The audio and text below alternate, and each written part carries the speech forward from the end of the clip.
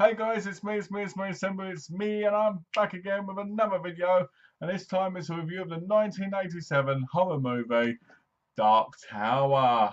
Yes, which stars Jenny Agata and Michael Moriarty. Not Sherlock Holmes's Moriarty, another Moriarty.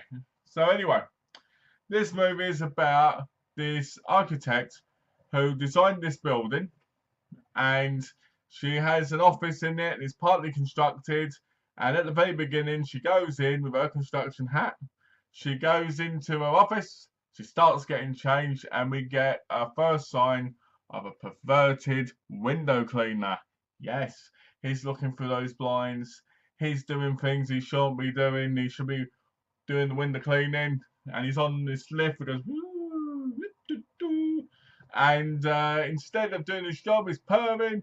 And then what happens is he ends up getting thrown off the lift after bashing his head right on the window. Kaboom! Flies off and falls on an innocent person down below. 2 for the price of 1 deaths. And at that sign, you know this is probably going to be ghost related, because it's a horror movie to do with a haunted tower. So at that point, Michael Moriarty turns up as Dennis Randall, a police officer who wants to know what's happening. And he asks a lot of questions, but he can't find the answers. But as he investigates through the movie, he starts seeing things like people standing and disappearing. And he starts getting like these weird visions in his head about possible deaths that are going to happen to people.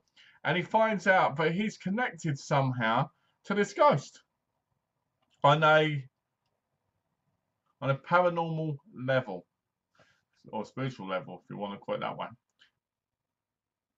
He goes to see Max Gold, who's a parapsychologist, who basically is of the paranormal, and he says to him, "You've got the skills, my boy. You are a clairvoyant. You've got the skill to talk to dead people." And that's when Michael Moriarty's Dennis Randall says, "I don't just talk to dead people, I see dead people." And then they basically decide together they're going to go and see Carolyn, and they're going to try and figure out how to stop these ghostly happenings and see what's really behind it. So at that point, we sit there and we get a lot of nonsense of talking.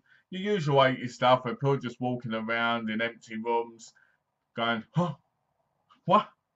What was that?" And at one point, the ghost basically undoes all her screws and makes an explosion of a light and scares off a security guard. You've seen it once, you've seen it twice, you've seen it all before. One of the things you notice in this movie is there's 10 minutes worth of watching the same lift go up and down like this. Yeah, that's right. Up and down.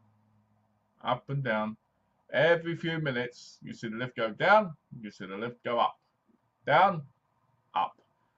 And you feel like it's wasting a lot of time. Michael Moriarty is really, really over the top in this movie. I love the bit where he goes like, "What's that? How do I stop this, Max?" And it's like really over the top. He's in a lot of movies and he's quite well known. A lot of people like him as an actor. But in this, it just seems quite, overboard. Max Gold's character is this poor kind of parapsychologist who basically wants to hear and talk to a ghost, but never has in the 30 years that he's been working. He's just been talking to people but can. So he really wants to have that connection and talk. And in a lot of ways, it shows a lot of his character in the movie. I mean, I'm not going to spoil the character, but it shows a lot of his character and why he's the way he is. And in some ways, you feel sorry for him. As for Carolyn Page's character, you find out at one point her husband went missing. He almost died 3 times, her husband, and he went missing, and his body was never found, right? So at this point, you go, I see what's going on here.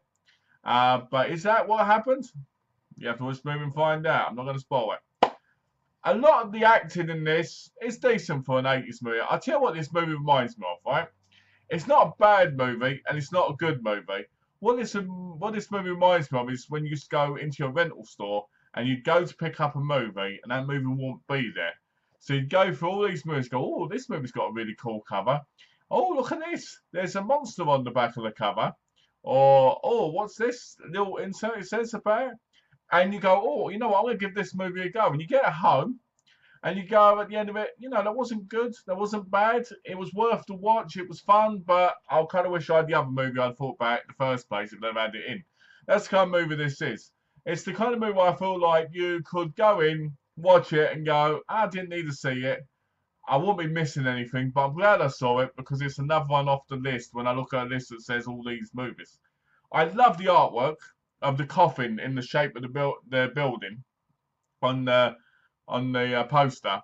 I also like that on the poster, I think it says goes all the way up to hell and goes all the way up to heaven. I think that's what the poster says. It's something like that.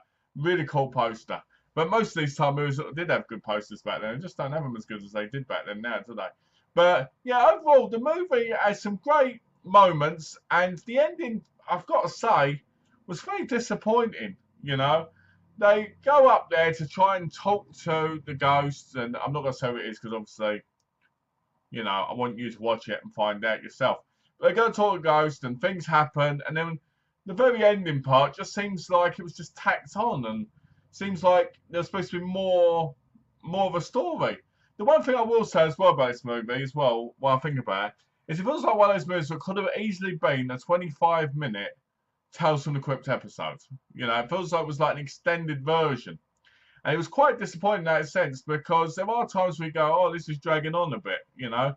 But, you know, a lot of movies are like that, really. I mean, the problem is, I think when you look at 80s horror, you look at the classics and you go, yeah, this has got me. Look at the effects, look at this, look at that. You know, there's all these things in it that make it so good. This movie doesn't have the best effects, especially at the end, but I do think it's worth watching. You know, especially if you ain't got nothing else to watch, because it's not bad by any means. It's just not that good. So if I had to give it a rating, I'd probably give it a maybe a 2 out of 5, maybe a 1.5 to 2 out of 5, because there are good bits in it. The silly acting at times makes it hilarious, and everybody is trying hard, and they are great in their own way. So yeah, I recommend watching it. I wouldn't say rush to watch it, and I wouldn't say, you know, like make it top of your priority.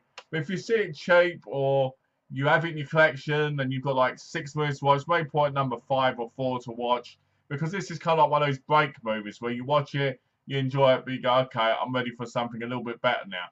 So yeah, 1.5 to 2 out of 5, 2 out of 5 stars. And yeah, let me, if you've seen this movie, let me know what you think down below.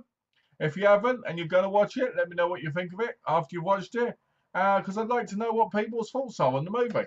So as always, guys, thanks for watching. Please subscribe if you haven't already, and I look forward to seeing you on the next one.